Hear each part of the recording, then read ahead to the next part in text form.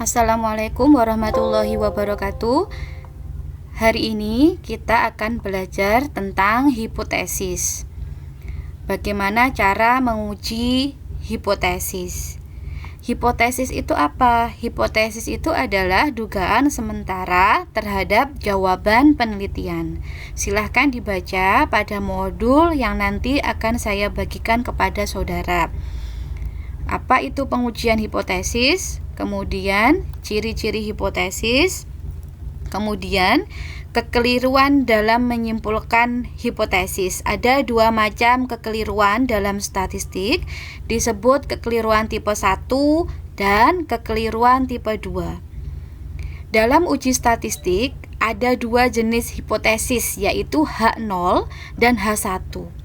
H0 atau disebut hipotesis nihil adalah hipotesis yang biasanya dianggap salah oleh peneliti. Jadi, dugaan penelitian yang diduga salah diletakkan menjadi H0.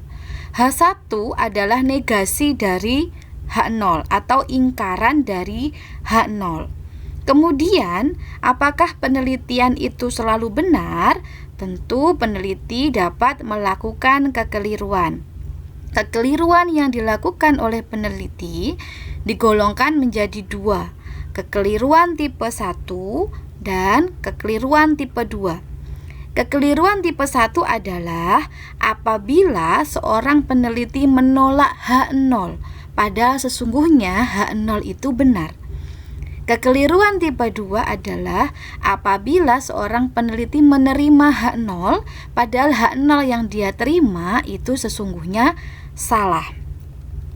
Contoh sederhana, misalkan pada suatu populasi yang terdiri dari 22.000 siswa SMA, terbukti bahwa rata-rata nilai matematikanya adalah 6,4. Misalkan peneliti belum tahu hasil tersebut, tapi mau melakukan penelitian untuk mengetahui rata-rata nilai matematika siswa SMA. Dari penelitian itu, peneliti membuat rumusan H0 dan H1, di mana rumusan H0-nya ditulis dengan mu sama dengan 6,4, atau dibaca peneliti menduga bahwa rata-rata nilai matematika siswa adalah 6,4. H1 adalah negasi dari H0. Berarti H1 diisi mu tidak sama dengan 6,4. Dibaca rata-rata nilai matematika siswa tidak sama dengan 6,4. Dari hipotesis di atas, kekeliruan tipe 1 yang mungkin dilakukan oleh peneliti adalah menolak H0. Jadi peneliti menolak H0. Karena menolak H0 berarti kesimpulan penelitiannya mu tidak sama dengan 6,4 atau rata-ratanya tidak sama dengan 6,4. Padahal kenyataannya rata-rata siswa adalah 6,4. Nah, kejadian seperti ini disebut kekeliruan tipe 1, yaitu menolak H0 padahal H0 tersebut bernilai benar. Contoh lain, misalkan dari 22.000 siswa SMA diketahui rata-rata nilai matematika siswa putra 7,8. Rata-rata nilai matematika siswi putri 5,6. Misalkan peneliti belum tahu kejadian itu. Peneliti melakukan penelitian dengan membuat hipotesis 0, mu pria sama dengan mu wanita. Dibaca sama berarti tidak ada beda. Tidak ada beda rata-rata matematika siswa dan siswi. H1 ingkaran dari H0 berarti simbolnya tidak sama dengan. Kalau tidak sama berarti kan ada beda nilai rata-rata matematika siswa dan siswi. Dari contoh di atas, kekeliruan tipe 2 yang mungkin dilakukan oleh peneliti adalah menerima H0. Jadi peneliti menyimpulkan H0-nya benar, yaitu rata-rata nilai pria sama dengan rata-rata nilai wanita. Tentu hal ini salah. Kenapa? Karena kenyataannya nilai wanita dan pria itu berbeda. Maka kesalahan seperti ini adalah kesalahan tipe 2, yaitu menerima H0 padahal H0 bernilai salah. Kemudian langkah-langkah dalam pengujian hipotesis silahkan saudara baca. Karena dalam pengujian kemungkinan salah itu ada, maka disepakatilah nilai alfa. Alfa adalah peluang boleh melakukan kesalahan. Artinya dalam penelitian saudara itu boleh salah asal salahnya itu di bawah nilai alfa. Untuk bidang pendidikan disepakati nilai alfa sama dengan 0,05. Tentunya di bidang yang berbeda nilai alfanya juga berbeda. Selanjutnya ada uji sepihak dan uji dua pihak. Untuk uji satu pihak ada 2, yaitu uji pihak kiri dan uji pihak kanan. Ciri umum yang dapat saudara lakukan untuk membedakan uji satu pihak dan uji dua pihak, jika uji satu pihak hipotesisnya menggunakan tanda lebih dari atau kurang dari. Jika uji dua pihak hipotesisnya menggunakan tanda sama dengan atau tidak sama dengan. Uji satu pihak ada 2, yaitu pihak kiri dan pihak kanan. Pihak kiri berarti daerah penolakan H0 ada di sebelah kiri. Uji satu pihak kanan berarti daerah penolakan H0 ada di sebelah kanan. Kita belajar yang satu pihak kanan dulu. Untuk asosiatif, lihat H0-nya disimbolkan beta kurang dari atau sama dengan 0. H1 beta lebih dari 0. Asosiatif itu maknanya hubungan. Hubungan itu kalau lebih dari hubungan itu kan bisa positif, bisa hubungan negatif, bisa 0. 0 itu artinya tidak ada hubungan. Hubungan positif itu artinya hubungan yang positif. Hubungan yang positif itu bagaimana? Contoh, hubungan nilai matematika dan nilai fisika itu positif. Berarti semakin bagus nilai fisika, semakin bagus nilai matematika. Semakin rendah nilai fisika, semakin rendah nilai matematika. Lalu hubungan yang negatif itu bagaimana?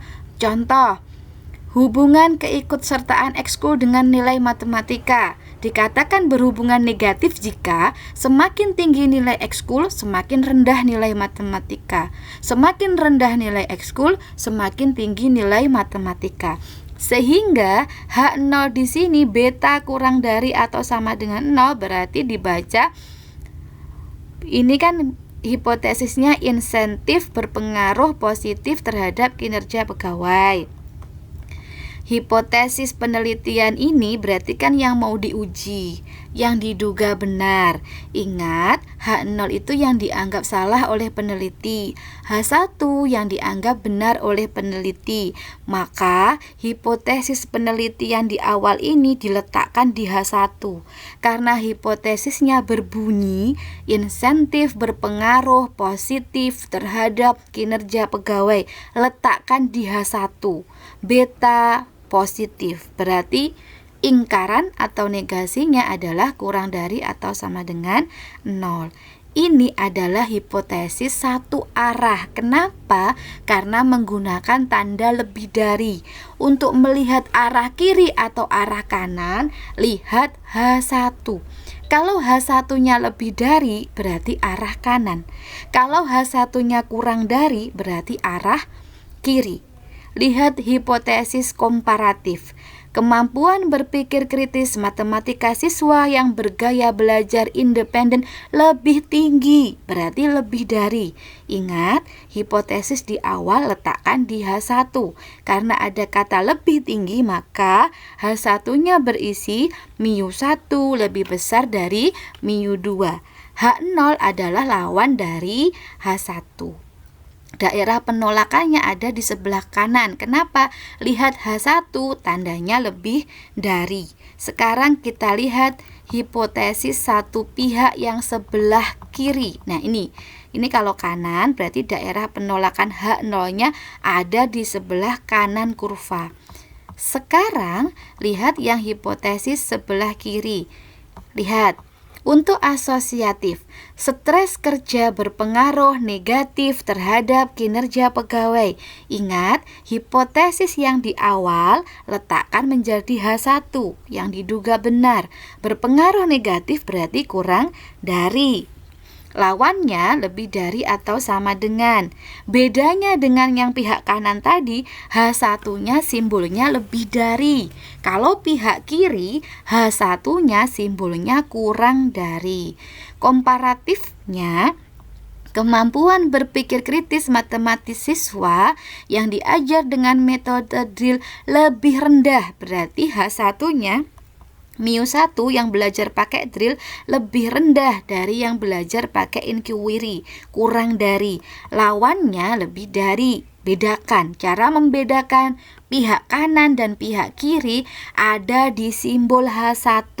Kalau pihak H1 ya, kalau pihak kiri simbolnya kurang dari. Kalau pihak kanan simbolnya lebih dari. Kemudian daerah penolakannya ada di sebelah kiri dari kurva. Sekarang kita belajar uji dua pihak. Kalau uji satu pihak tandanya lebih dari atau kurang dari. Kalau uji dua pihak tandanya adalah sama dengan. Contoh, kompetensi berpengaruh terhadap kinerja pegawai. Kalau berpengaruh, ada pengaruh, berarti kan hubungan di antara mereka tidak nol. Maka H1 ditulis sebagai beta tidak sama dengan 0. H0 lawan dari H1. Yang komparatif, terdapat perbedaan kemampuan. Beda, berarti kalau beda nilai rata-rata 1 tidak sama dengan rata-rata 2. H1-nya kan perbedaan kemampuan, terdapat beda, berarti H1-nya Mio 1 tidak sama dengan Mio 2. H0-nya Mio 1 sama dengan Mio 2. Daerah penolakannya ada di sebelah kiri dan sebelah kanan. Terima kasih, selamat belajar. Sampai ketemu minggu depan.